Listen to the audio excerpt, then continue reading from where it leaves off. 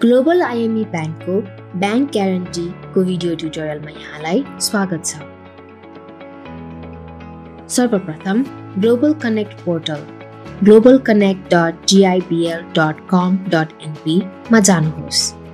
Online LC र bank ग्यारेन्टीको लागि corporate युजरबाट login गर्न सकिन्छ। कर्पोरेट युजर रेजिस्ट्रेसनको लागि कर्पोरेटमा क्लिक गर्नुहोस्, त्यसपछि कर्पोरेट रेजिस्ट्रेसनमा क्लिक गर्नुहोस्। खुलेको फर्ममा हजुरको कम्पनीको नाम, खाता नम्बर, आधिकारिक मोबाइल नम्बर र इमेल राख्नुहोस्। त्यसपछि अनलाइन एलसी र बीजी सेवा लिने सम्बन्धी बोर्ड माइनोट र अन्य मागिएको डकुमेन्ट्स अपलोड गर्नुहोस्। आफूलाई उपयुक्त शाखा छनौट गर्नुहोस् र सबमिट गर्नुहोस्। सम्बन्धित शाखाबाट प्रमाणित भएपछि कर्पोरेट युजर क्रेडेन्शियल्स यहाँको इमेलमा प्राप्त हुन्छ र उक्त युजर आइडी र पासवर्ड दाखिला गरी पहिलो पटक प्रयोग गर्दा पासवर्ड चेन्ज गर्नुहोस् र सोही पासवर्ड प्रयोग गरी लगइन गर्नुहोस्। अब बैंक ग्यारेन्टी छनौट गर्नुहोस्। त्यसपछि उपयुक्त शाखा र आफूलाई चाहिने बैंक ग्यारेन्टी छनौट गर्नुहोस्। रिटेल कस्टमरले आफ्नो अकाउन्ट नम्बर र मोबाइल नम्बर हालेर लगइन गर्न सक्नुहुनेछ। मोबाइल नम्बर र अकाउन्ट नम्बर हाले पश्चात तपाईले मोबाइलमा ओटिपी प्राप्त गर्नुहुनेछ। उक्त ओटिपी हाले पश्चात बैंक ग्यारेन्टीको फर्म खुल्छ। बैंक ग्यारेन्टी फर्मको माथिल्लो भागमा बैंक ग्यारेन्टी खुल्ने शाखा र बैंक ग्यारेन्टीको प्रकार देखाइएको हुन्छ।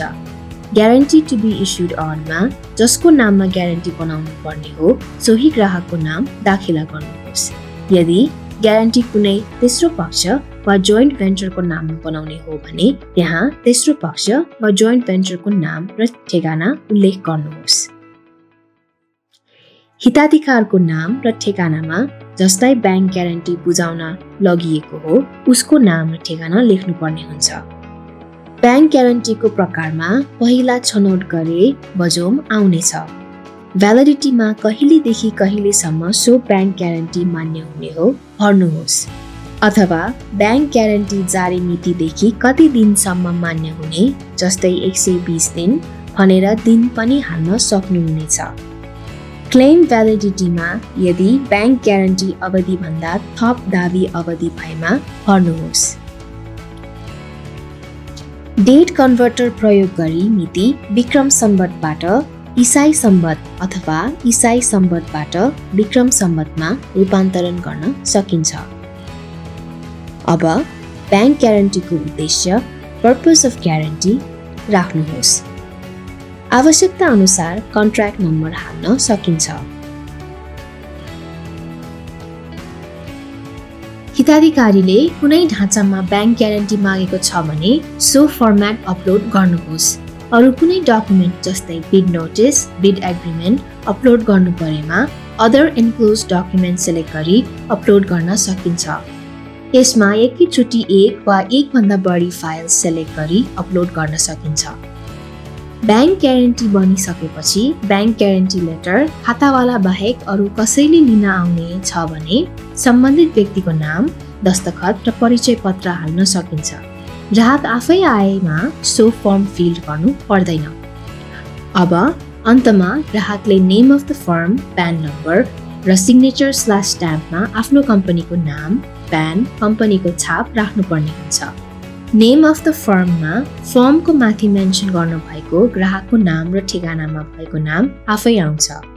यदि ग्यारेन्टी जोइन्ट भेन्चर अथवा थर्ड पार्टीको नामबाट दिनुपर्ने हो भने यहाँ यस सेलेक्ट गरेर आफ्नो कम्पनीको नाम लेख्नुपर्ने हुन्छ।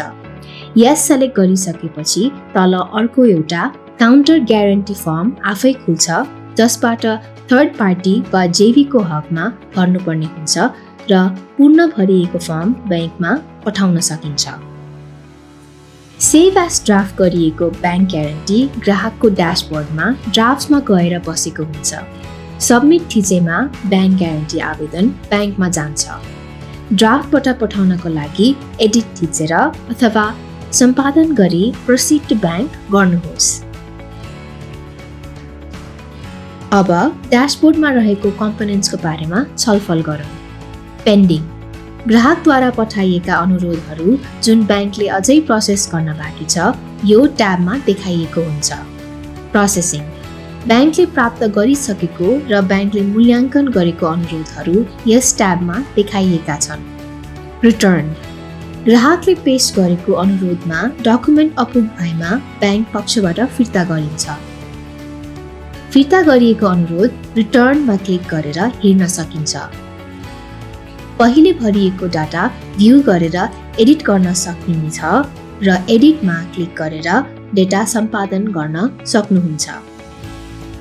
ब्याङ्कले मागेको विवरण र डकुमेन्ट सम्पादन गरेपछि ब्याङ्क ग्यारेन्टी अनुरोध पेश गर्न सबमिट बटनमा क्लिक गर्न सक्नुहुन्छ। आवश्यक विवरण सम्पादन गरिएको छ भने तपाईसँग फिर्ता गरिएका ब्याङ्क ग्यारेन्टी अनुरोधहरूमा रिप्लाई गर्न र आवश्यक फाइल्स अपलोड गर्न सकिनेछ। अपलोड गरेको विवरण र डकुमेन्ट ठिक छ भने एडिट अप्सन देखा पर्दैन। सबै ठिक भएमा ब्याङ्क ग्यारेन्टी फर्म प्रिन्ट गर्न सकिन्छ। यसको लागि माई रिक्वेस्टमा आफ्नो ग्यारेन्टी फर्म पेन्डिङ/प्रोसेसिङ जुनसुकै स्थितिमा भए पनि त्यहाँ गएर त्यो फर्मको डिटेलमा भ्यू गरेर प्रिन्ट दिस आउट गरेर प्रिन्ट गर्न सकिन्छ र त्यही प्रिन्ट गरेको फर्ममा आफ्नो कम्पनीको हकमा कम्पनीको अथराइज साइन र स्ट्याम्प र इन्डिभिजुअलको हकमा भए आफ्नो सही गरेर त्यसको स्क्यान कपी त्यही अनुसार ग्यारेन्टीको फर्ममा अपलोड गर्न सकिन्छ।